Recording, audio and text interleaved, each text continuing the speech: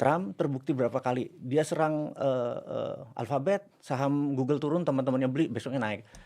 Everybody make money dengan caranya sendiri, gitu ya. Oke. Nah, jadi ini asshole inilah yang rule the world saat ini. Oke. Jadi ini perlu diingat bahwa kalau orang baik rule sebuah wilayah, nggak muter. Asshole yang harus rule the world. 5, 4, 3, 2, 1, close the door. This is special, very special. Bosman, Presiden Sontoloyo Indonesia, Mardigu, Wowi, apalah banyak sekali nama Anda seperti teroris menyamar nama. Oke. Biasanya orang-orang nyamar nama itu karena tidak mau dikenal orang lain, atau karena menyimpan banyak rahasia, atau karena Karena loser aja saya ini mungkin. wah, tidak mungkin, tidak mungkin, tidak mungkin, tidak mungkin. Justru Anda ini akan merubah cara pandang orang banyak. Anyway, bro, ini gua nanya satu hal dulu aja lah. Karena gua kemarin baru nonton video lu juga. You know what? I'm a fans of you. I watch a lot of your videos ya. Banyak sekali video lu tonton. Thank you. Ada satu pertanyaan dari video tersebut. Siapa yang diuntungkan dari coronavirus ini sih sebenarnya? Jadi memang di dunia intelijen yang basic pertanyaan basic dari orang intelijen adalah siapa yang diuntungkan, It's always like that kan? dan yang diuntungkan itu biasanya yang bermain, Yang bermain. gitu. Oke. Jadi kalau ditanya coronavirus ada banyak versi, Oke. tetapi mungkin saya lebih senang pakai data science aja. Jadi Cambridge University mengadakan research yang cukup panjang. Kebetulan salah satu profesor di sana, doktor ya, itu adalah sahabat saya orang Malaysia. Jadi sejak Februari dia sering WA-an, dia bilang something yang dia belum bisa nebak waktu bulan Februari. Kenapa? Karena behaviornya ini kok kayak AIDS ya, kata dia gitu. Jadi, itu ngambil imunitas. Yes, dan kami sering kontak karena di dunia shadow, semakin banyak data itu semakin kita bisa menjawab banyak pertanyaan. Jadi sementara orang-orang yang di atasnya shadow tadi, yang dia perlukan adalah knowledge. Jadi orang-orang shadow itu dia ngambil data dianalisa jadi informasi distrategikan jadi knowledge. Jadi bos-bos kita itu tidak memerlukan data, mereka perlu knowledge. Jadi data-data tersebut penting, tapi masih raw data ya. Nah, terus informasi menarik adalah ternyata ada 3 versi. Ada 3 versi yang diuntungkan. Bukan, virusnya ini. Virusnya, oke. Virusnya ini, Okay. gitu. Let's talk about this. Nah, Yeah, okay. ada 3 versi. Nah, pertanyaan saya adalah siapa yang punya capability untuk me-enrich? Itu pertanyaan basicnya. Yeah. Ternyata cuma 3 laboratorium, satu di Amerika, satu di Wuhan, yang satu di Israel. Yang satu di Israel. Bukankah Israel adalah negara dengan jumlah korban terkecil di dunia? Masih mending kalau itu mungkin nggak usah dijawab. Tapi kemarin dubes Cina dieksekusi di sana gitu kan. Dubes Cina di Israel dieksekusi. Jadi the games ini mau kemana gitu ya. Okay. Jadi kita lihat apakah ini teori konspirasi ataukah ini memang loose cannon. Loose cannon tuh misalnya gini. Sekali lagi ini mungkin diskusi awalnya mungkin terlalu berat karena kita membicarakan hal-hal yang disebut dunia lebih ke shadow atau dunia intelijen gitu ya. Nah, kita tahu bahwa ada sebuah organisasi yang namanya ISIS gitu ya. ISIS ini adalah sebuah organisasi, nanti kita jawab sampai ke makhluk corona atau virus tadi. ISIS ini adalah dalam dunia intelijen kita menyebutnya adalah hornet nest. Nah, kita lompat dulu ya. Jadi saya kalau mau menceritakannya agak panjang sedikit. Hornet nest ini di zamannya Pak Harto sering kita melakukan hornet nest. Contohnya, dulu ada Gali, geng anak liar, Petrus, itu mengeksekusi preman-preman gitu ya. Tapi ada satu kelompok yang disisain. Boleh disebut nggak ya? Nggak usah juga, kita tahu ya. Oke. Nah, kelompok ini kenapa disisain? Karena nanti orang-orang yang tidak terdata pasti merapatnya ke sini. Nah, di sini baru kita nggak, ini namanya hornet nest. Iya. Dan tujuannya apa hornet nest ini? Jadi dark side itu tidak bisa dihilangkan, tapi harus dikontrol. Oke. Nah, Tapi kan dibentuk. dibentuk dengan sengaja supaya dikontrol. Supaya bisa dikontrol. Supaya dikontrol. Jadi intinya kita butuh sebuah ketakutan supaya Bukan. ada kekuatan yang bisa mengontrol. Jadi kalau kita tanya BNN, Ah, dari 100 bandar, mungkin 150 dia tahu. ya. Tapi kalau dihilangin 150-150-nya, itu besok muncul lagi yang mana? Nggak terkontrol. Oke. Itu namanya Hornet. Jadi disisain sedikit tapi ngontrol. Kamu daerah makin kecil gitu Tapi ya. gua tahu lu siapa. Tapi tahu siapa. Selama bagi permennya rata gitu ya. Oke. Ya. Nah, ISIS juga dicerita, ini Israel kalau diserang sama, Israel negara kecil diserang sama banyak, ini habis dia. Maka dia harus menciptakan sebuah Hornet Nest musuh tadi. lagi, betul. Hornet Nest tadi. Tapi kan ini nggak menyerang Israel.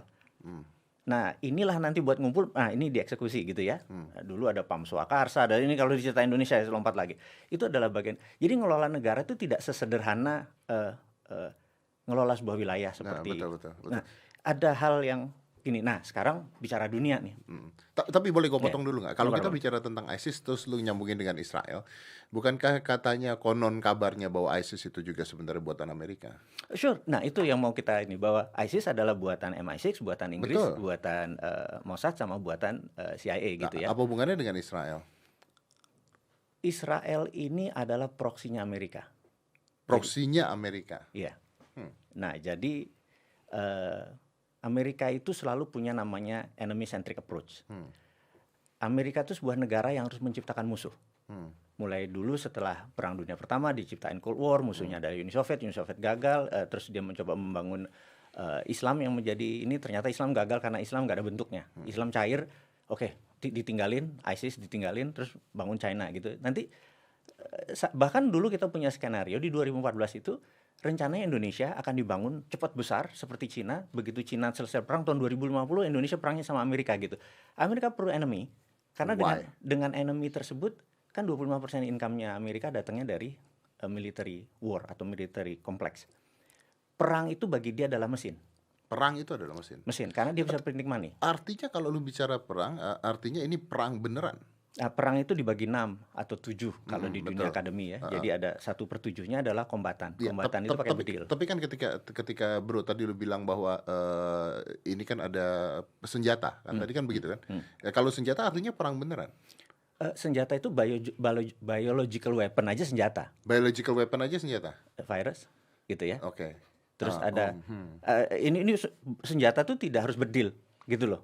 Jadi artinya kalau misalnya menyerang Indonesia ketika 2050 Indonesia dibuat menjadi luar biasa lalu diperangi, ini bisa macam-macam dong perangnya. Belum tentu dijajah lagi kan? Belum tentu bedil-bedilan. Belum tentu bedil-bedilan. Iya, betul. Bisa saja perang dagang, perang apa? Perang financial war bisa. Why would you bikin perang financial war kalau seandainya dia memang udah mengontrol Indonesianya atau mengontrol Cina-nya?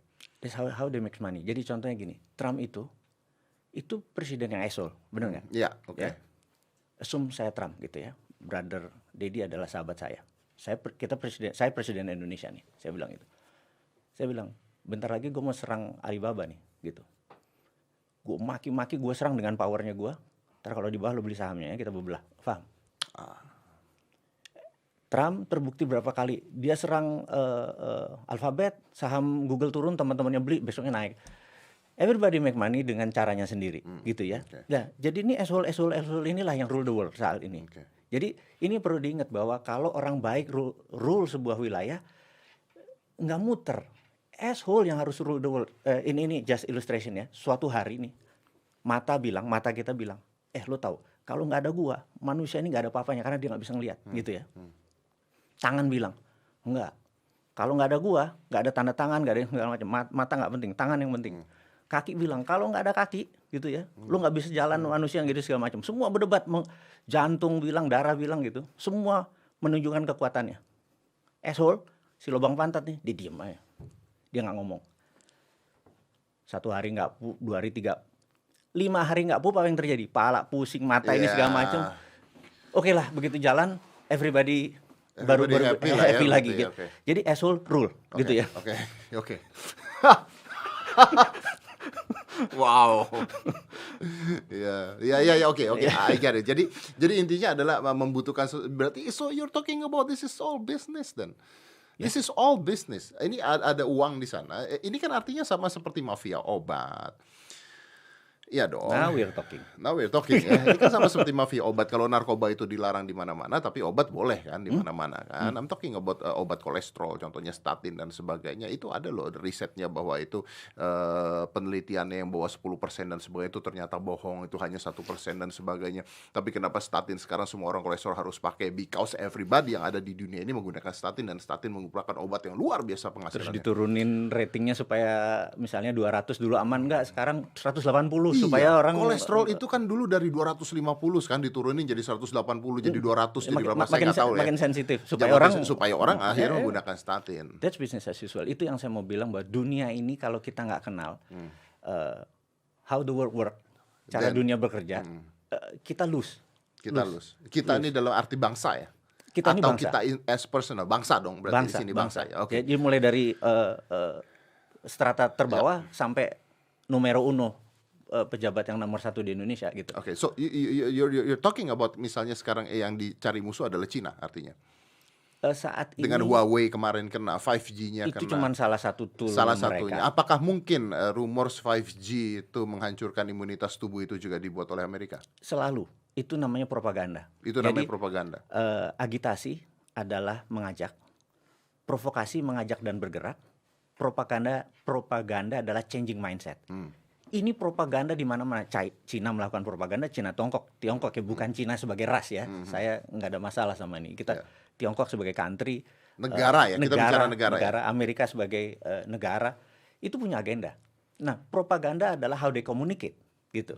Jadi isinya ya bullshit semua. Bullshit semua. Bullshit Dan semua. orang-orang di bawah tidak mengerti dan hanya dipermainkan. Agree? Ya, oke. Dan banyak banget whistleblower yang akhirnya Facebooknya dihilangkan, YouTube-nya dihilangkan dan sebagainya. It happen. It Bener nggak?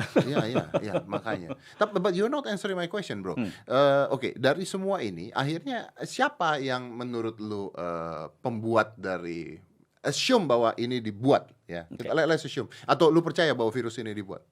Oke, berdasarkan data dari sahabat saya sebagai profesor di Cambridge University, saya confirm bahwa ini adalah dibuat. Ini adalah dibuat. Who will benefit daripada ini semua, Betul. gitu ya. Nah, menurut gua secara pribadi, kita ini membelah lagi, ada nasionalis, ada globalis.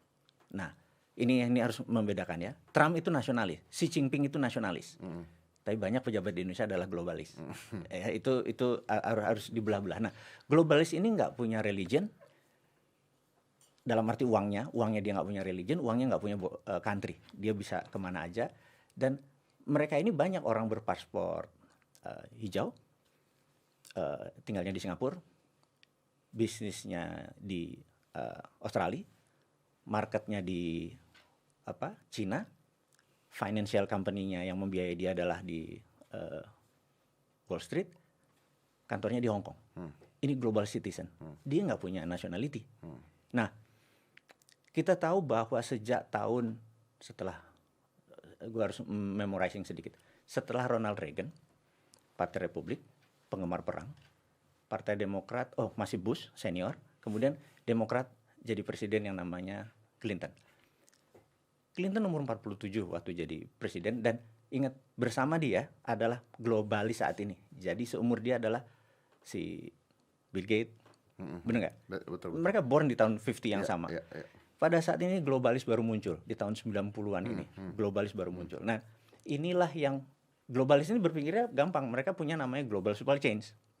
Jadi cari temulah terbaik, dia kontrol semua. Jadi Amerika dengan high road-nya itu punya global supply chains, Cina punya global supply chain yang namanya obor. Cuman di sini global supply chain-nya tidak produksi, tidak barang, tapi money yang muter. Uang yang muter. Uang, karena itu dia menggunakan loan pinjamannya, yang kita sebut ini.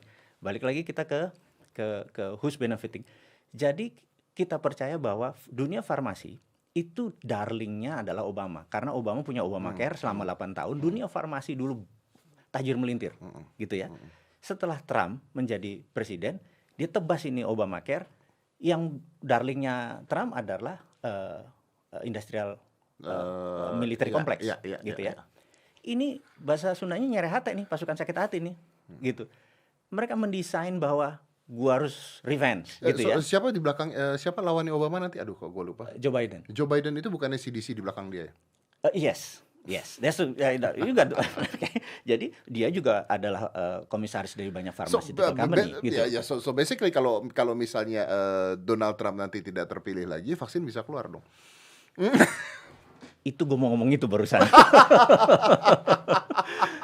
Jadi itu key yang membuat orang bilang Demokrat harus menang karena globalis di belakangnya, globalis farmasi ya di belakang dia. Dan ini jadi bargainnya. Karena itu Trump, gimana cara Trump melawan? Dia fight sama China, tapi garansi dia nggak akan perang. Tapi China surrender. In a way ya, karena dua-duanya pedagang nih. Nah begitu dia menang perang, nah di sini seninya gitu.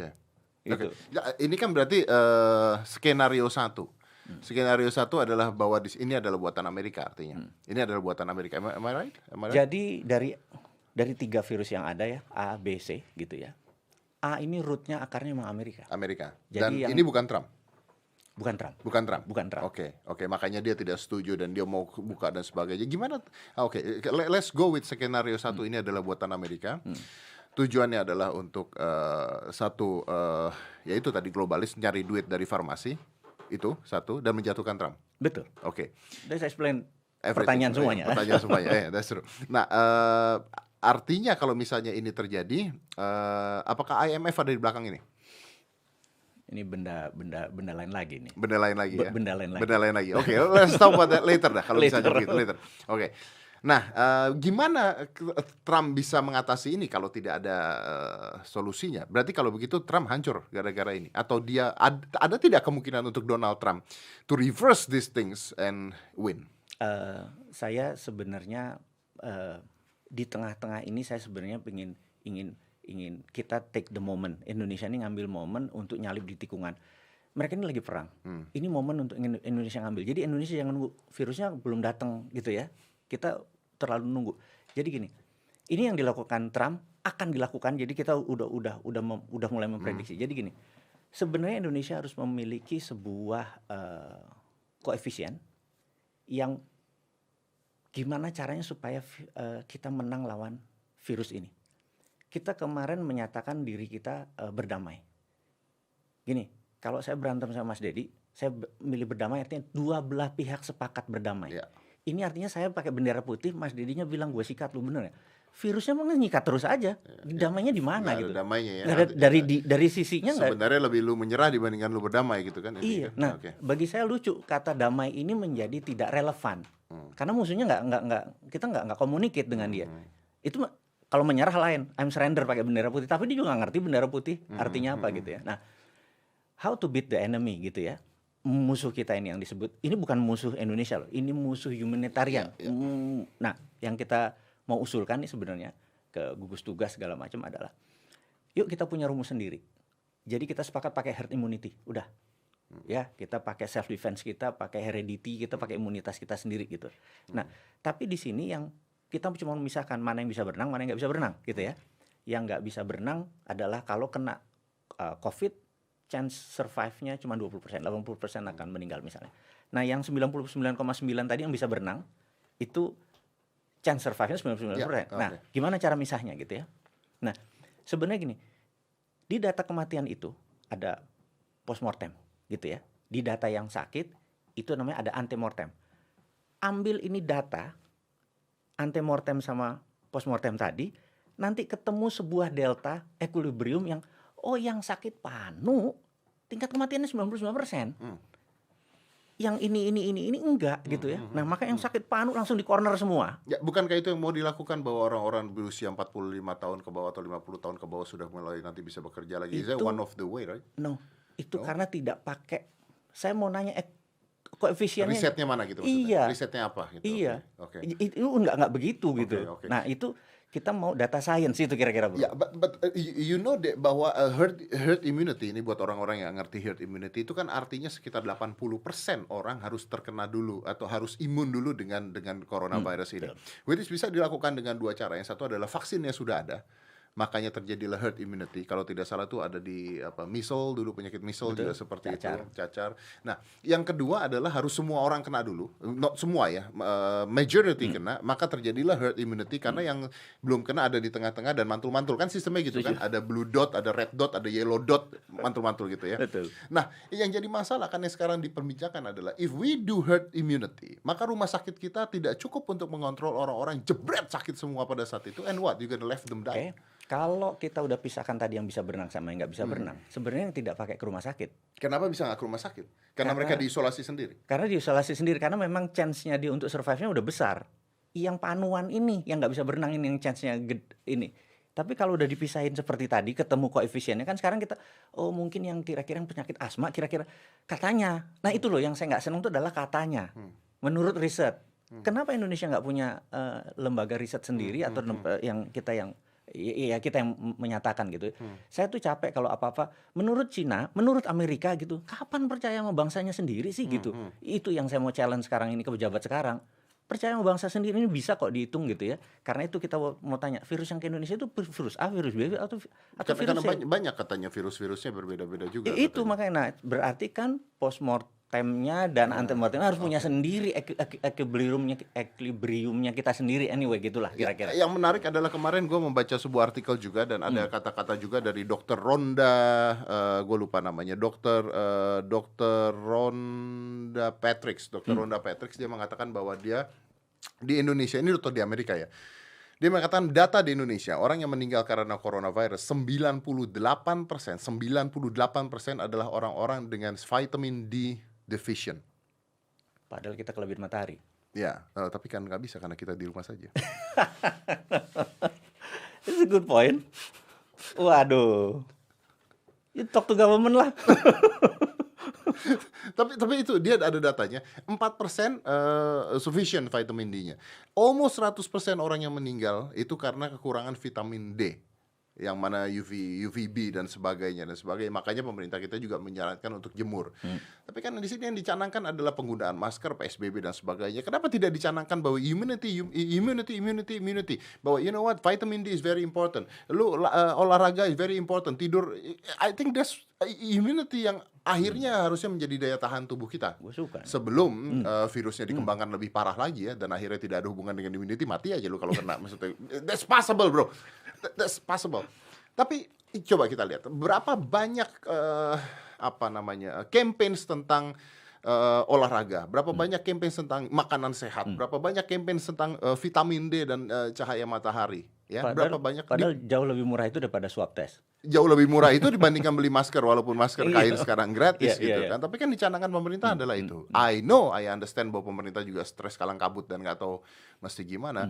In fact kemarin gue mencoba untuk mengirim video ini ke Pak Mahfud MD. Oke. Pak, saya punya video begini dan ini dokter bukan sembarangan orang, dia tidak bicara tentang konspirasi, dia bicara tentang fakta. 98% orang meninggal karena vitamin D, kekurangan vitamin D di Indonesia. Iya. Gue takutnya gue ngomong begini, nanti vitamin D akhirnya harganya jadi naik. Again. Matahari nggak ada yang mahal kok. Tapi kenapa? Tapi kan tidak bisa jalan keluar. Kan? Iya benar. Nah, oke. Nah ini menarik. Tapi you're not answering me. Apa yang bisa dilakukan Trump untuk melawan ini? Oke. Kalau we are on the Trump side, kalau kita ada di Trump side. Jadi ini kita berandai-andai berdasarkan data yang ada dulu ya. Data might change every day gitu ya. Jadi saat ini Trump itu memanggil 13 shadow man. Jadi dulu dia kan sangat mengidolakan Ronald Reagan. Bahkan Make America Great Again adalah moto kampanyenya Ronald Reagan gitu ya. Nah, masterpiece-nya Ronald Reagan itu ada dua. Nomor satu adalah dia punya 13 orang shadow man, benar-benar shadow, nggak tahu siapa dia. 13-nya mendesain dan tidak ada orang tahu, terus dia operate untuk menggagalkan atau membubarkan USSR atau Soviet. Sorry bro, sebelum lu lanjut lagi, please remember that. Tapi ini penonton kita masih akan bertanya-tanya. Mungkin ada yang ngerti, ada yang nggak ngerti. Ini kita bicaranya Illuminati atau bukan? Oke, menarik. Illuminati adalah sebuah pemahaman enlightenment. Illuminati kan pencerahan sebenarnya, di mana di tahun masa gelap, dark side-nya sisi Eropa dulu, sisi Eropa, orang-orang yang free thinker ini illuminate, ini yang membuat ide-ide ini dan semacam. Jadi Illuminati nggak ada hubungannya sama money, dengan kekayaan. Ini adalah free thinker yang Berarti ide-ide. ini adalah hal yang berbeda ya? Iya, jadi science itu banyak Illuminati. Jadi bagi seseorang yang mengontrol vaksin atau mengontrol coronavirus itu Illuminate dia. Tapi dia kill other people gitu ya. Oke. Tapi ini shadow man ini bukan itu maksudnya ya? Bukan. Kita tidak bicara itu Dia ya? Oke. mendesain gimana caranya karena kan ada negara tuh ada struktur gitu ya. Jadi kadang-kadang kita harus mengajari bahwa kadang-kadang kita harus bergerak shadow atau non struktur gitu. Nah, ini bergerak non struktur ini 13 ini berhasil menggagalkan atau berhasil Soviet bubar aja tahun 89 91 dengan dikeringkannya mata uang dan lain sebagainya. Nah, ada satu masterpiece yang mereka tinggalkan adalah Reagan dulu ada kesepakatan dengan Deng Xiaoping. Di mana 40 tahun setelah kesepakatan itu Cina berjanji, Tiongkok berjanji untuk menjadi negara demokrat. Demokrasi ada di China tuh sebenarnya nggak mutlak, hanya ada pemilihan langsung aja gitu ya. Jadi nanti mungkin kepala daerah pilih langsung udah, tapi PKC Partai Komunis Cina pemilihan segala macam dia terserah dia masih itu. Nah, itu masih dikawal sampai Bush masih dikawal. Kemudian setelah tahun 90-an, nah China ini pinter sekali. Di tahun 89 ada buku yang menarik, judulnya The New Tiananmen Papers. Tahun 89. Tahun 89 tuh Deng Xiaoping dihadapkan sama mau demokrasinya mau dijalanin sekarang atau 11 petinggi Politbiro bilang, kalau lu jalanin potong 11 petinggi ini. Deng akhirnya oke. Lu maunya apa? Dia bilang gitu. Fuck IMF, fuck World Bank gitu. Terus kita create our own money. Karena itu dia punya dua sistem, ada renminbi, ada yuan. Nanti saya mau cerita sampai sana aja. Nah, ke-11 inilah yang akhirnya membuat grand plan China 40 tahun ke depan. Nah, di tengah-tengah itu dia main dua kaki nih. Jadi pada saat Amerika punya kesadaran tentang globalis, Amerika langsung pindahin pabriknya ke China. Itu pinternya China. Karena China adalah imitating country. Semua ditiru. Jadi bukan amati tiru modifikasi, amati tiru. Plek gitu. Nggak usah pakai modifikasi. Nggak ada, amati tiru plek udah ngikuti gitu ya. Nah, itu yang dilakukan. Ternyata Cina itu punya kan ala bisa karena biasa. Akhirnya dia dari imitating country menjadi mastery, akhirnya creating menjadi innovation country sekarang gitu ya. Nah, karena itu saya kalau kenapa saya suka di dalam video atau di YouTube saya di tengah ngomong saya selalu nyentil pemerintah tuh adalah bilang kenapa kita nggak bisa seperti itu gitu maksudnya? Kenapa sih lu nggak izinin imitating aja? Ini nggak boleh, ini pura-pura nggak tahu aja. Governmentnya wah kami tidak setuju begini tapi udah niru gitu ya. Asik-asik aja di bawah itu. Jadi kita main dua kaki gitu loh. Jadi kalau orang putih banget yang menjadi pejabat ini gue nggak pas deh gitu ya. Putih tuh di depan di belakang mah kita orang main-main juga gitu ya. Gitu itu. Nah, akhirnya pindah China jadi negara besar gitu ya. Nah, waktu itu Amerika masih fokusnya di energi. Jadi dia apa-apa ke Timur Tengah, mengontrol Timur Tengah karena you control energy, you control the country gitu kan. Nah, dia sibuk ternyata Cina membangun infrastruktur industri dan lain sebagainya. Mereka begitu sadar tahun 2008 pada saat Olimpiade China, gila nih China dalam 20 tahun saja China menjadi besar gitu ya. Nah, mereka kaget. Ternyata menjadi superpower terus sekarang rekeningnya mereka di 2017 udah di atas Amerika surplusnya. Amerika bilang, nggak bisa. Karena Amerika tuh punya foreign policy. Jadi George F. Kennan adalah menteri luar negerinya Amerika yang tahun 40-an membuat namanya Long Telegram, buku. I'm sorry brother, gue tuh baca buku so many setiap bulan. Jadi gue harus apa-apa refer buku. Okay. Nah, judul bukunya Long Telegram gitu ya. Nah, di sini Kennan bilang bahwa Amerika tuh 5,7% penduduk dunia. Tapi menguasai kekayaan 60%. We want to keep it that way forever. Jadi dari tahun 40-an emang udah di-set bahwa Amerika tuh yang cuma 5,7% penduduk dunia, 60% kekayaannya harus. Now is it beaten by China? No. Jadi gini, memang secara country Amerika 25%. Tapi Wall Street menguasai 45%. Jadi 65% masih. Dan Amerika negara swasta, brother, bukan negara. Nah, ini harus diingetin lagi. Jadi swastanya dia emang gede.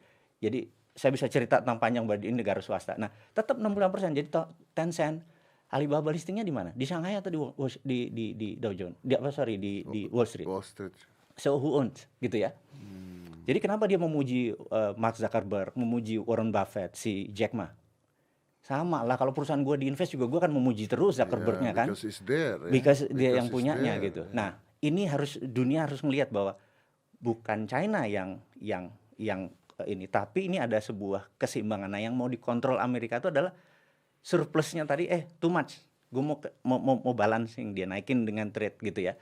Ini cuman mau rebalancing aja. Rebalancing ya. Jadi Gitu. artinya Amerika tidak menerima bahwa Cina maju dengan begitu pesatnya kan intinya kan. Dia ya kalau itu masih Demokrat yang jadi presiden, karena mereka enjoy, karena pabriknya semua di Amerika, mereka nambah kaya. Tapi Tapi Trump tidak terima itu. karena secara country-nya turun, Secara country-nya turun, malah Cina yang naik. Cina yang naik Lama-lama, secara iya, country, betul. tapi Akhirnya secara swasta Amerika naik gitu. betul. Tapi kan dia takut kan, intinya Amerika Yes. tetap takut. Oke. Betul. Ya, tapi oke, assume bahwa ini dibuat memang dan sebagainya, lalu Trump nggak bisa ngapa-ngapain dong sekarang. So what? He gonna lose now? No, jadi gini, Trump itu pengusaha nggak ada matinya.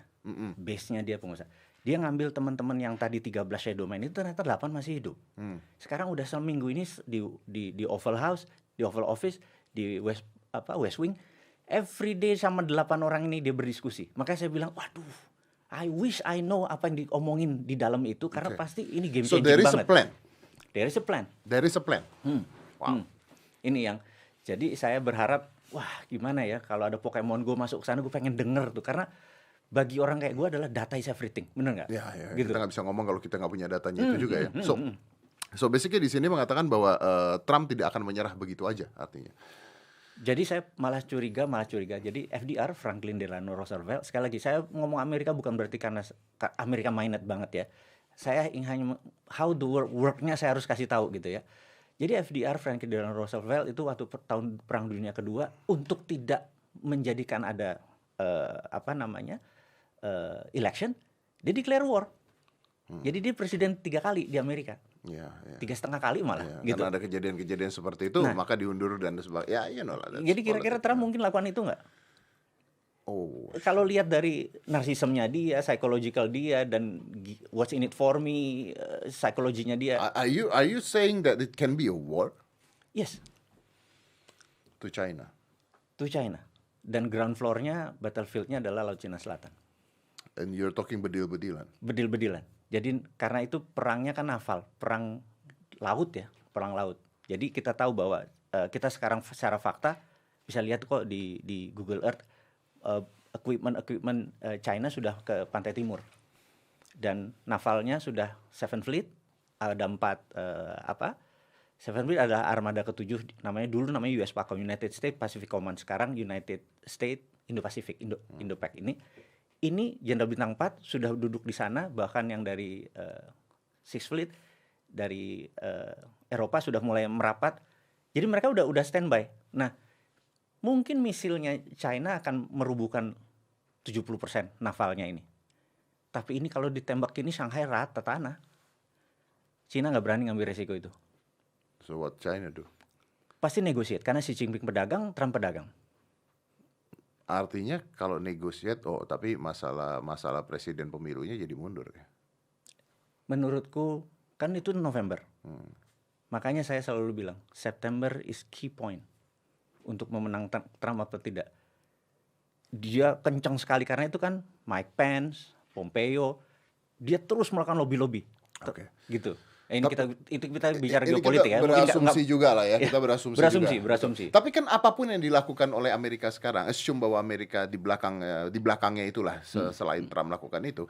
Apapun yang Trump lakukan dengan Cina, misalnya ada perang, ada apa, hanya untuk mempertahankan kekuatan Donald Trump, tidak akan mengubah bahwa virus ini akan diselesaikan kan.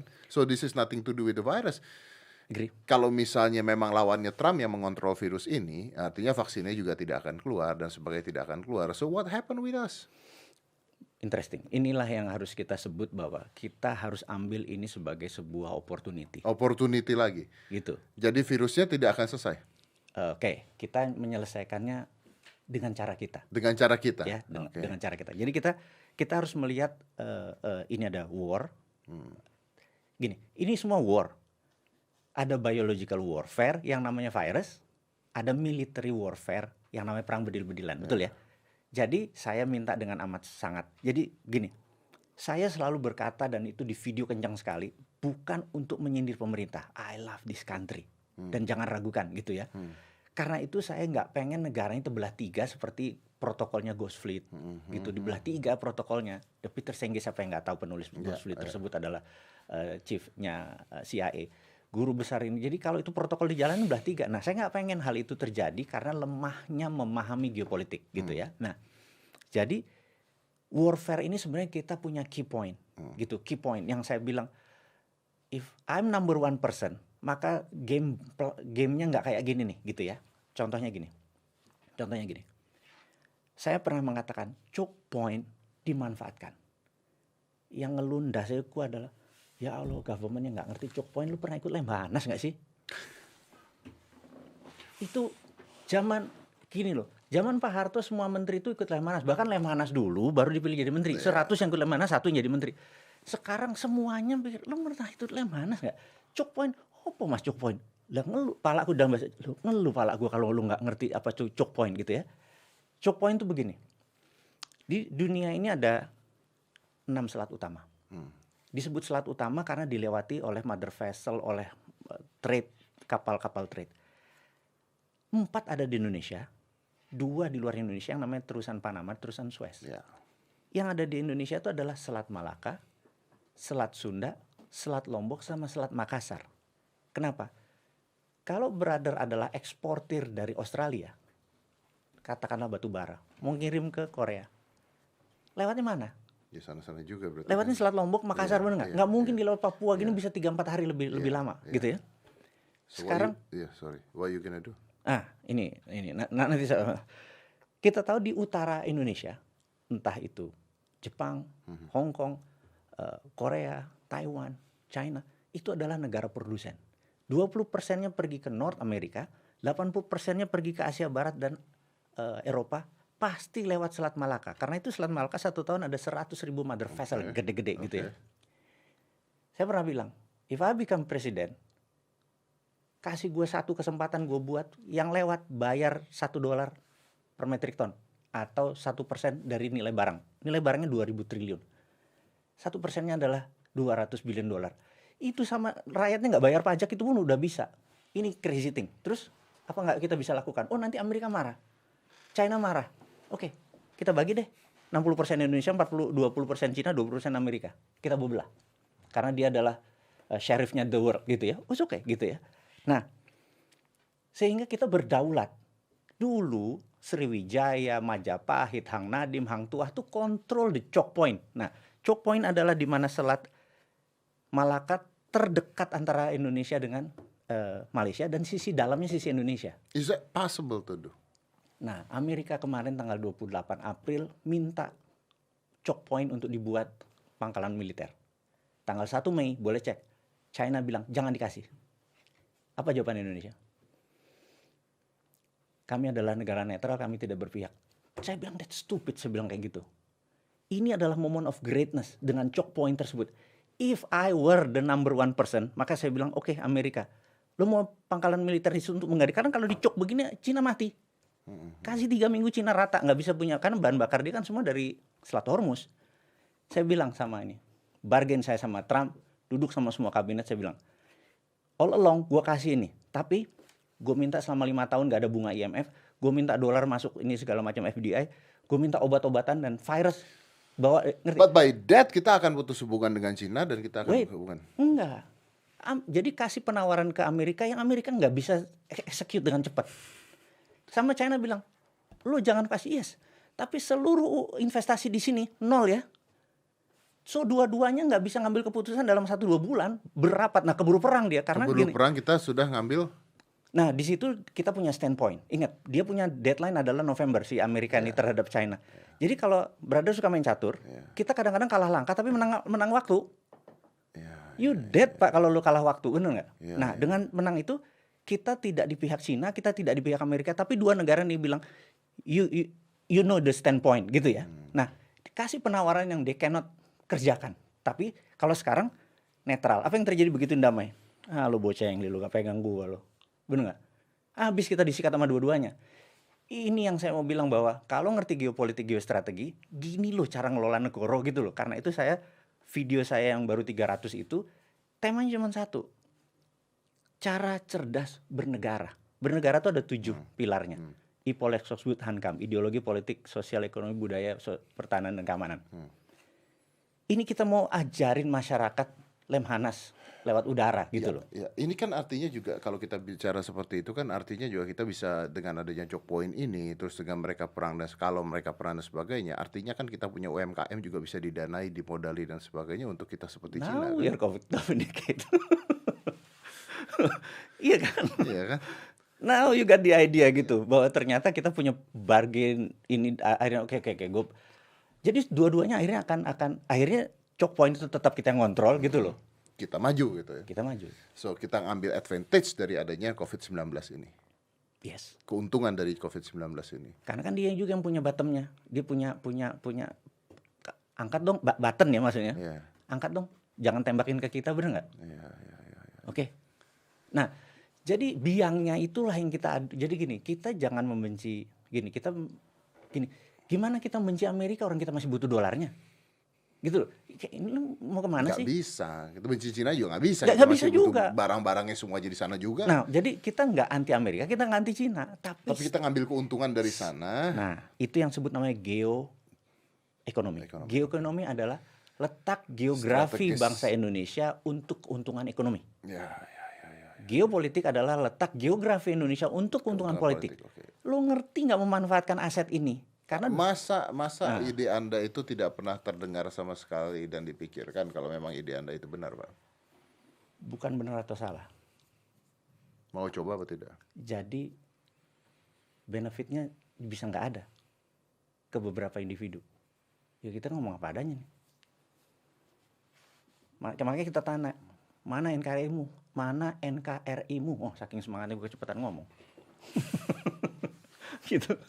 Nah, saya membangkitkan nasionalisme, saya mau membangkitkan kesadaran bernegara tanpa menjelekkan siapapun. Ini momennya. Dia masih punya 4 tahun lagi nih, teman-teman yang di atas. Change card, gitu loh. Suka main capsa, suka main QQ. Kadang-kadang kartu kita lagi jelek, apa yang kita lakukan? Cocok ulang aja lah Cocok ya. ulang, selesai bos. Ganti Feng Shui. Wow. Oke, tapi gini, artinya we agree ke dalam pembicaraan yang ya anggap aja kalau kalian mau anggap halu-halu gitulah ya. Nggak apa-apa, Iya bener kan? Bener kan? Ya kan? Tapi artinya we believe dan we agree kalau ini adalah Amerika non-Trump yang membuat virus COVID-19 ini. Agree. Tidak ada kemungkinan lain. There's no China? No. No China? No. No China, oke. No Israel? Eh, Is it possible? jadi gini, bedakan Israel sama Yahudi. Yahudi ada Yahudi Ortodok, ada Yahudi Zabatai. Dua-duanya markasnya di Amerika.